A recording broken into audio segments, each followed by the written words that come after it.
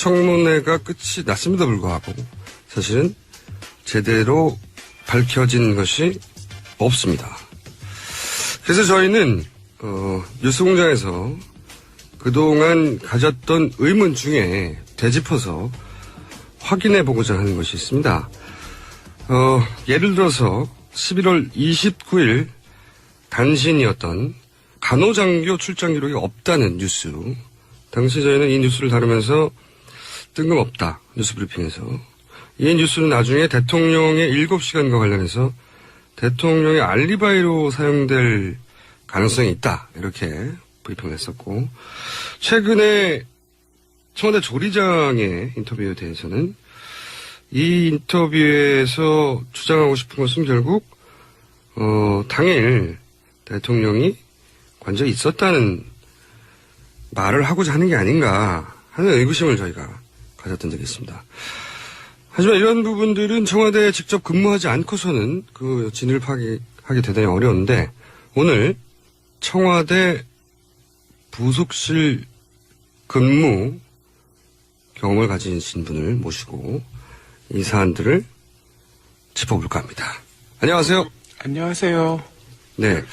제가 간단히 두 가지 정도 얘기했는데, 11월 29일 날 뉴스가 나오고 저희가 11월 30일 날 굉장히 뜬금없는 단신이었어요. 네.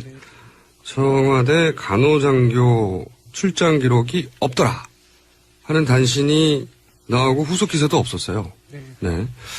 제가 그때 가졌던 의구심은, 이렇게 뜬금없는 기사는 향후 대통령 7시간과 연결된 알리바이로 사용되지 않을까? 이런 얘기를 하고 지나갔었거든요. 혹시 이런 뉴스를 보고 일반인들은 알 수 없지만 가지셨던 의구심이 있었었는지. 제가 근무할 때는 의무실에 상근으로 근무하는 간호장교가 2명 있었고요. 지금 2명 드셔가는. 네, 예. 네. 상근이라는 거죠? 네. 예, 그렇죠. 당신은. 예. 네. 그 청와대로 출근하고 청와대에서 동일 근무하고 퇴근하고 하는 거죠. 그래서 그러니까 필요해서 출장 가는 게 아니라. 네. 그러니까 아예 출장할 필요가. 아까 그분들의 구체적인 소속이 어디였는지는 모르겠어요. 네. 그러니까 그 당시에는 국군지구병원이라고. 네. 거기 소속이었는지는 모르겠어요. 그분들은 군인이니까. 네. 근데 어쨌든 근무는 청와대에서 했어요. 의무실이라는 공간이 따로 있었고, 지금 얼마 전에 그 청문회에서 증언하신 의무실장, 네. 그런 역할을 하시는 분도 계셨고, 군의관도 있었고, 근데 어쨌든 분명한 거는 간호장교 2분은 거기서 상근으로 근무를 했었는데, 근데 출장을 온 기록이 없다라는 뉴스가 나온 걸 보고 왜 출장을 오지라는 의구심이 처음에 들었어요. 청와대에서 간호장교가 필요하다면 청와대를 베이스로 근무하는 게 당연한 거고, 그렇죠. 상식적으로도. 그리고 실제로 그랬었는데. 네네. 그 출장이라는 형식으로 온다는 게 사실 말이 안 되는 게요. 거기서 그 대통령 지근거리에 있는 사람들은 사실은 신원조회라든가 뭔가 그 출입을 위한 사전 절차가 무지무지 복잡하거든요. 상상 이상으로. 그러니까 뭐 예를 들면 거기 취업을 하기 위해서는 정말 대통령을 한 번도 볼 필요가 없는 사람들조차도 기본으로 신원조회 한 2달 하고 뭐 본적지 외가 뭐 이런 데까지 다 정보가 형사들이 찾아가고 뭐 그러니까 지금은 달라졌는지 모르겠는데 그 당시에는 그 선발 절차 자체가 그렇게 엄격했고. 엄격했어요. 당연히 뭐 그 엄격함은 유지됐겠죠. 네네. 예. 근데 간호장교가 그러면은 한 사람이 계속 들어오면 그 사람을 굳이 왜 왔다 갔다 할 필요가 없는 거고, 한 사람을 안정해놓고 하기에는 너무 리스크가 많은 거죠. 누가 들어오든 상관없는 자리는 아니니까. 그렇죠. 그러면 매번 새로운 신원조사를 그렇죠. 2달에 걸쳐서 해야 하는데. 그렇죠. 그래서 의구심이 들었다, 이 뉴스. 네. 두 번째로 최근에 조리장. 네. 사실은 대통령을 직접 만나는 사람입니다, 이분은. 그렇죠. 가까이서. 왜냐면 매일 식사를 제공하는 분이니까. 근데. 그리고 위해를 가하려고 마음만 먹으면. 그렇겠네요. 엄청난 위해를 가할 수 있기 때문에 굉장히 중요한 분이죠. 이분은 아마 뭐 훨씬 더 엄격한 심사를 거쳐서 들어가셨을 그렇겠네요. 거예요. 예. 매일 먹는 제가 거니까. 보기에는. 예. 자, 그런데 이제 이분이 일종의 양심선언처럼, 양심선언일 수 있습니다, 물론. 네. 예를 들어서 주말에 문고리 3인방과 최순실 씨가 항상 회합을 했고, 그리고 뭐, 오면 어떤 음식들을 먹었고, 또는 뭐를 싸가지고 갔고, 뭐, 김밥, 스키야키 등장하고, 이런 사소한 것까지 여러 가지 얘기를 풀어놓으셨어요. 근데 이제 제가 이 뉴스가 처음 나올 때 주목했던 부분은, 의구심을 가지고 왔던 부분은, 이런 뉴스들이 만약에 2달 전에 나왔다면, 혹은 1달 전에 나왔다면, 이건 대단한 결심을 한 제보일 텐데, 지금 이 시국에 그렇게 결정적인 제보는 아니거든요. 네? 그리고 하필이면 왜 청문회, 7시간을 다룰 청문회 직전에 이분이 이런 발언을 했을까. 이제 사실은 이분은 순수한 뜻에서 했는데, 제가 워낙 의심이 많아서 그렇게 생각했을 수도 있어요. 하지만, 쭉 그 제보 내용을 보다가 눈에 걸린 것은 12시에 밥을 넣었는데 공기가 비어서 나왔으니 당연히 식사를 하셨을 것이고 그 이야기는 당시에 앉아 있었다라고 연결되는 진술이어서 이 얘기를 하러 나왔구나. 그러니까 사람들은 관저에 없다고 생각하는데 관저에 계셨어 하는 말을 하려고. 또 비슷한 느낌이 그죠? 있었어요. 예. 혹은 거꾸로 관저에 진짜로 없었는데 있었다고 알리바이를 제공해야 될 필요가 있었구나. 둘 중에 하나라고 생각했단 말이죠. 그러면서 이 제보 혹은 진술의 핵심은 12시에 밥 먹었다는 거다. 라고 제가 이제 브리핑에서 짧게 짚고 넘어갔는데 제가 의심이 많아서 그럴 수 있지만 찜찜했어요. 항상. 근데 이제 뭐 저는 청와대 조리장이 어느 정도의 보안 속에 있었는지 뭐 어떤 절차를 거쳐서 선정이 되는 건지 그분이 지켜야 하는 뭐 어떤 약속이 뭐였는지 혹은 어느 정도 결심인지 이제 감을 잡을 수가 없단 말이죠. 이 뉴스를 보고는 어떻게 생각하셨어요? 처음에 기사를 봤었는데요. 이분이 양심선언을 하셨나 보다라고 처음에는 생각했었어요. 근데 제가 끝까지 다 보지는 못했는데 TV 인터뷰를 하셨죠. 나오는 걸 보면서는 저렇게 얼굴을 다 내놓고 인터뷰까지? 라는 게 좀 의아했어요. 왜 특히 의아했어요? 청와대 같은 데 근무하는 사람들은 뭐랄까 조심하거나 자기 검열을 하거나 이런 게 체화되거든요. 왜? 뭘 씁니까? 예를 들면 보안 서약을 일단 기본적으로 하고요. 근데 그 보안 서약의 내용이 그러니까 일단 쓰는 거는 기본적으로 저는 썼었어요, 그 당시에. 지금 뭐 쓰는지 안 쓰는지 모르겠으나 당연히 쓸 거라고 생각을 하고요.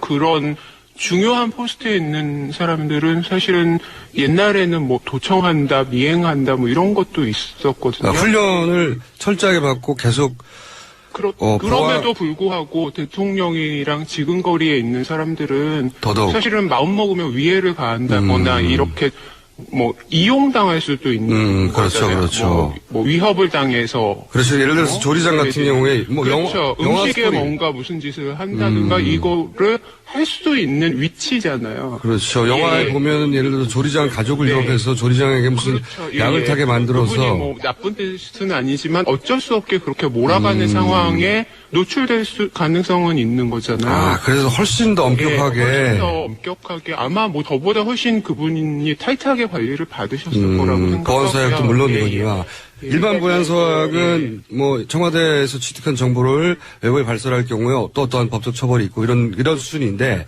사실 그렇게 2달씩 신원조회하고 뭐 나를 미행하는 사람이 있고 도청도 당할 수 있고 이런 교육을 계속 받고 그러면 내가 뭔가를 행동할 때 이게 문제가 될까 안 될까를 사실 조심하게 되거든요. 항상 조심하게 되고. 그래서 그렇게 대부분 훈련되게 돼 있는데. 그렇죠. 그러니까 근데 그분이 얼굴을 내놓고 전 국민이 볼 수 있는 방송에 어떤 불이익을 두려워하지 않은 채 이야기를 하는 게 일단 처음에는 저분이 어떻게 저럴 수 있지라는 게 너무 이상했고요. 청와대 근무자들. 아무리 용감해도 저렇게까지 그리고 그분은 더군다나 현직 대통령을 모셨던 분이잖아요. 직접. 그러니까 그분의 성향이나 내지는 김기춘 실장의 우리가 두려워하는 부분 이런 거에 대한 근본적인 두려움이 있었을 것 같은데 어떻게 저럴 수 있지? 그러니까 왜 그게 안 보이지? 인터뷰하시는데 그렇다고 제가 보기에는 너무 밝다. 되게 결연한 뭐 의지나 비장함 뭐 이런 느낌은 아니었거든요. 뭐 제가 잘못 봤을 수도 있지만 그래서 좀 이상하다고 생각했어요. 경험자로서. 예.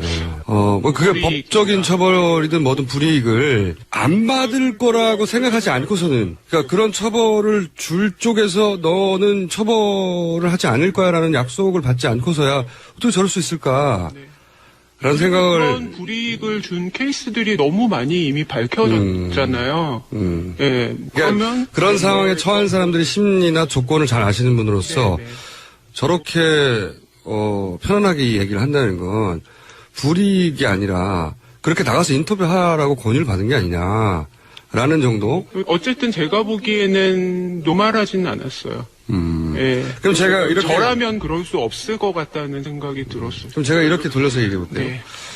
12시에 밥을 먹은 것 같다라고 말하는 이것도 역시 대통령의 알리바이거든요. 관저에 있었다고 그렇죠. 하는. 예. 알리바이를 위해서 나가서 이야기를 했고 나머지는 자신의 진술의 신빙성을 더하기 위해서 실제로 있었던 일 몇 가지를 더해서 말했을 가능성에 대해서 의심해 볼 여지가 있다. 네. 경험자로서. 방송을 보고서 이제 본인 경험상 비슷한 생각을 하신 거군요. 저랑. 네. 그렇습니다. 제가 얼마나 예리한지. 네. 세 번째 질문을 드려볼게요. 네. 경험자로서. 이제 제가 또 항상 되물을 수는 없는데 제가 알지를 못하니까 되물을 수는 없지만 이해할 수 없던 것이 뭐냐면 김기춘 전 비서실장이 나와서 끊임없이 했던 얘기는 뭐냐면 관저에 계셨지만 어디인지는 나는 몰랐다. 그러면서 이어지는 이야기가 사저에 계시던 관저에 계시던 계신 곳이 곧 집무실이다. 이런 개념을 들고 나와서 대통령은 어디 있든 일을 하는 거야. 그러니까 굳이 어디 있는지 따질 필요가 없어. 나는 몰라서 어디 있는지 이렇게 얘기했단 말이죠. 비서실장이 알고자 하는데 과연 대통령이 어디 있는지 모를 수 있는가? 여기 의문이 저는 드는데 몰랐다고 계속하니까 제가 근무를 안 해봤으니까 말이죠. 이게 가능합니까? 비서실장이 그분이 말씀하신 대로 일거수일투족을 알 수는 없지만 알려고 마음 먹으면 그 순간 바로 알 수 있죠. 그렇죠. 그럴 거라고 생각합니다. 제가 이제 얼핏 들은 얘기는 대통령이 어디에 있는지 1분 1초도 눈 밖에 나서는 안 되는 게 경호실의 의무고 그렇죠. 예. 그게 해야 할 가장 중요한 일인데 그러니까 대통령이 어디 있는지는 비서실장이 알고자만 한다면 경호실에 연락하면 그 순간 즉시 알 수 있는 거 아닌가요? 그렇죠. 예. 그리고 그 대통령이 움직이시면 네. 그 동선에 있는 직원들이 사전에 스탠바이하고 뭔가를 다음 일정을 준비해놓고 이런 것 때문에 항상 그거는 그 관련 라인에 있는 사람들한테는 노티스가 됩니다. 무전으로? 네. 그러니까 본관에서 준비할 시간을 줘야 되고 본관으로 움직이시면 그리고 또 관저로 움직이시면 관저에서도 준비할 시간을 줘야 되는 거잖아요. 그러니까 물론 항상 조심하고 있기는 하겠지만 지금 이제 5분 후에 도착하시면 도착하시자마자 뭔가를 해야 되는 또 그 다음 과정들이 있을 거잖아요. 예를 들면 식사를 하셔야 되면 식사 준비를 해야 될 거고 집무실로 오시면 그 다음에 보고할 분이 계시면 올라오시라고 연락을 한다든지 이런 준비들이 필요하겠죠. 서류를 준비한다든지 그러면 그 라인에 있는 사람들이 대통령의 동선을 알고 있어야 되잖아요. 그렇죠. 예. 그래야지 그렇다고 오셨는데 기다리세요 그럴 거 할 수는 없으니까 딱 그 움직임에 맞춰서 모든 거를 스탠바이 하고 있는 거거든요. 거기 인원들은 모두가 다. 근데 그거를 모르면은 준비를 할 수가 없으니까 항상 일정한 인원은 항상 알고 있고 경호실은 항상 100% 알고 있고 100% 알고 있을 거고 24시간 알아야 되고 그 그렇죠. 사람들은. 예. 그래서 저는 이런 얘기가 듣고 싶었어요. 비서실장이 본인이 모른다고 그랬잖아요. 예. 아니 모르실 수 있을 것 같아요. 처음에는. 그러니까 제 말은 예. 어떤 사태가 발생한 직후에 그 상황에서 모를 수 있어요. 하지만 어디 계셔? 라고 그렇죠.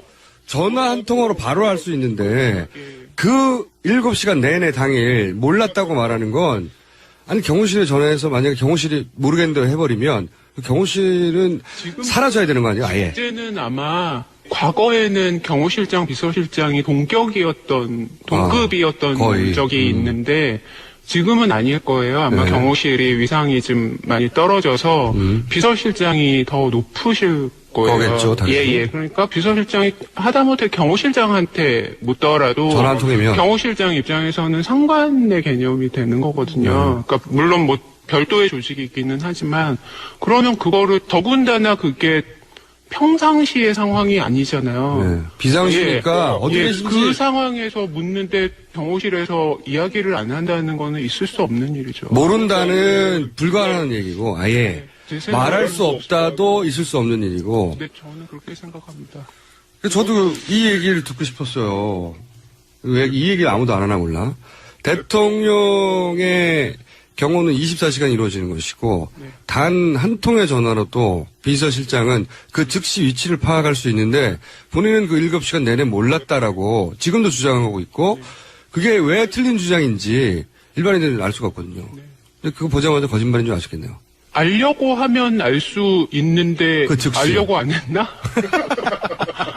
그걸로밖에 설명이 안 되는. 예. 대통령이 어디 계신지 격렬하게 몰라야지. 그런 상태가 아니면 말이 안 되는 거죠. 근데 당신은 대통령이 어디인지 즉시 알아서 즉시 조처를 취해야 되는 상황이니까 당연히 어디인지 물어봤겠죠. 네. 그리고 관저에 계셨다고 자꾸 그러는데 예.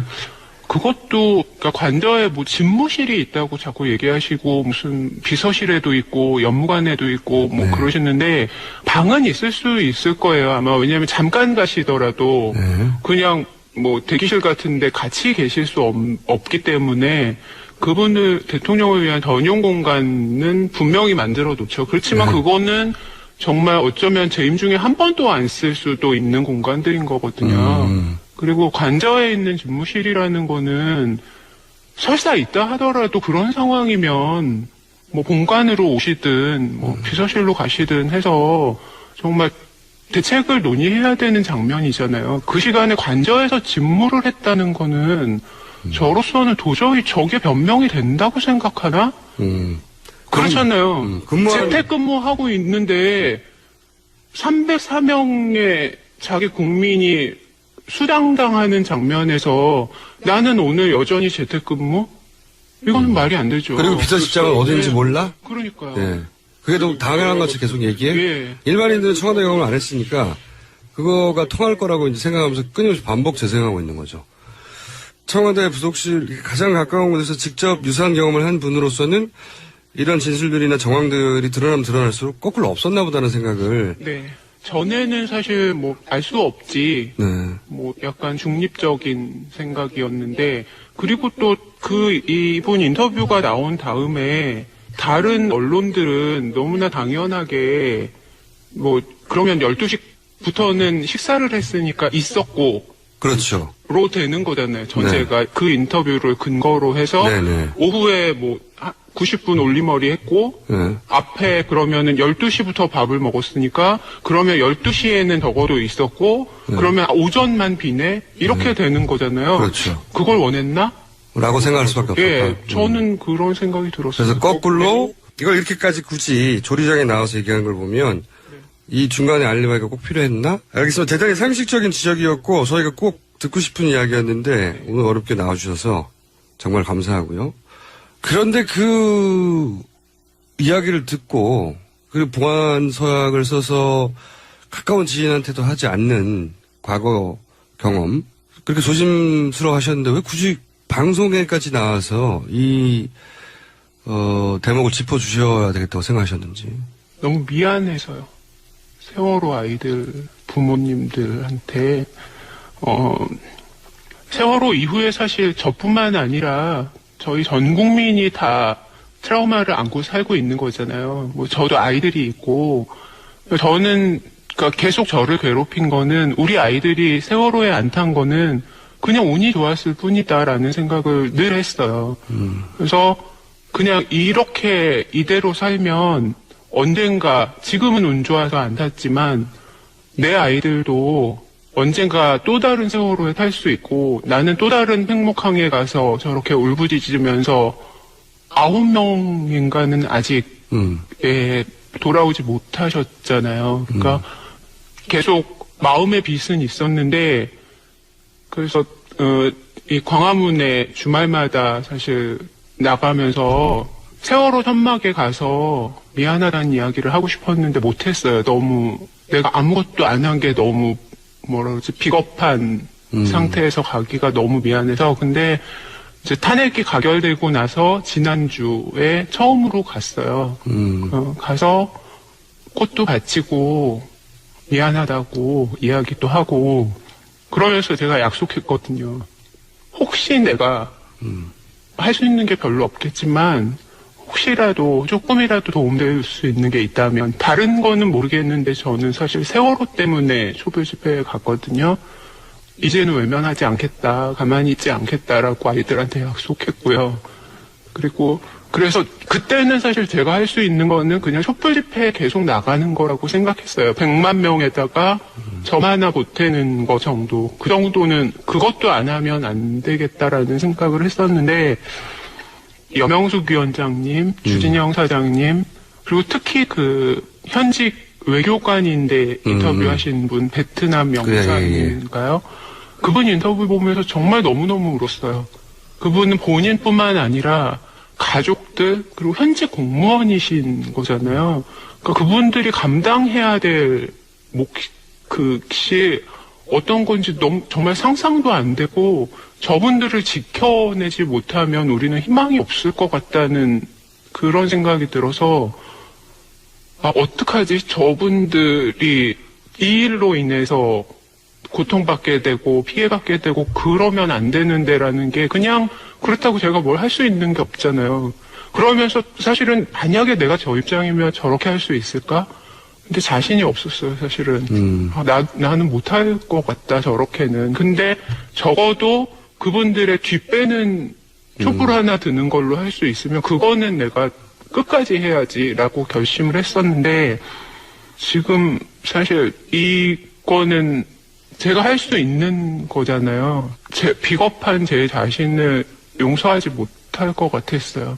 그리고 다른 분들이 많이 나왔으면 좋겠다. 저분들처럼 저렇게 내부 고발, 제보 이런 게 많이 나와야지 밝혀지는 거 아닌가? 그렇죠. 네, 그런 생각을 많이 했는데 겁나도 외면하면 안 될 것 같았어요. 약속시키고 싶었어요. 마음이 짠하네요. 찡하고. 네.